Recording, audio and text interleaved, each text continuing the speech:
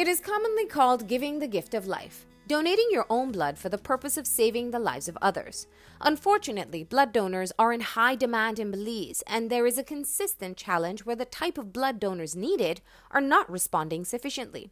There are two types of donors, voluntary and replacement donors. The gold standard in developed countries is to have a blood stock made up of 100% voluntary blood donation. In Belize, only 14% of the blood donated is done so voluntarily. Dr. Edwin Bollistig is the Health Systems and Services Advisor for PAHO Belize and explains how we compare to other systems globally. Only about over a quarter of the world's countries actually have voluntary blood donation systems. Nicaragua, actually, which has shifted already to a voluntary blood donation system. Why do we say it's important to shift to blood donation system? Because there are several reasons. One is assuring a safe blood supply.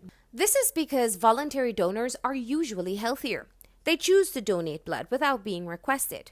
A replacement donor donates when asked by someone to donate for their loved one who needs to access blood for non-emergency medical procedures or to replace blood they have already received during an emergency.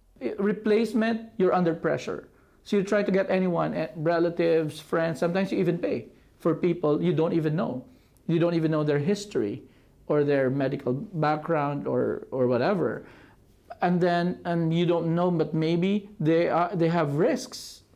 When patients are brought into emergency rooms, like the one here at Carl Histon Memorial Hospital, families and doctors don't have time to seek out blood donors for the blood that will be needed for treatment. A gunshot victim, for example, may use as many as 10 units of blood in just the first few hours of treatment.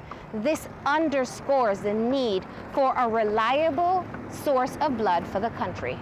We have to be real. Is it achievable? WHO is actually projecting that you only need 1% of your population to be regular voluntary blood donors to achieve a good supply. 1%, which equates to about 16% voluntary donations each day. It seems like an achievable target, yet over the years the country has remained reliant on replacement blood. Surely you've seen families pleading on the news and on social media regularly. Having to seek out donors can burden families with additional emotional stress.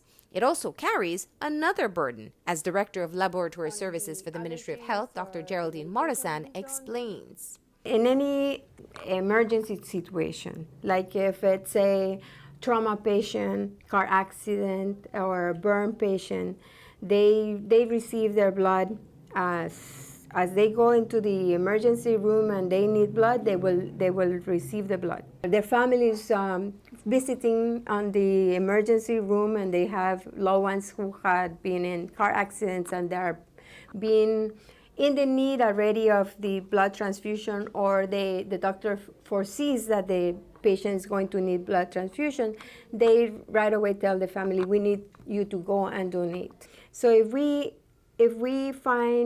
gave 10 units of blood to a patient and they send only 10 people to donate, but out of the 10 that they send, only 5 we can use because only 5 pass the interview or only 5 pass the screening test. So then it creates a depletion, or a deficit in the blood bank. Both Drs. Morasan and Bollistig expressed concern over the rising trend that people are requesting money to be replacement donors. First of all, most of the people who sell their blood are in a particular situation, which may put them at a certain risk. The next thing is the economic side of it, which means that it contravenes the whole notion of health as a human right and access to blood as a human right. And so, because it is based on your ability to pay. If people are gaining or making a profit out of selling the blood, they will probably come to the blood bank. They will not tell us that they're selling their blood. Because they are profiting of their blood, they're going to lie about it in the questionnaire. Two things could happen. We test them and they're okay, or we test them and they're not okay, and we will use the blood bag, the time of the phlebotomy, the time of the interview, and all that goes to waste.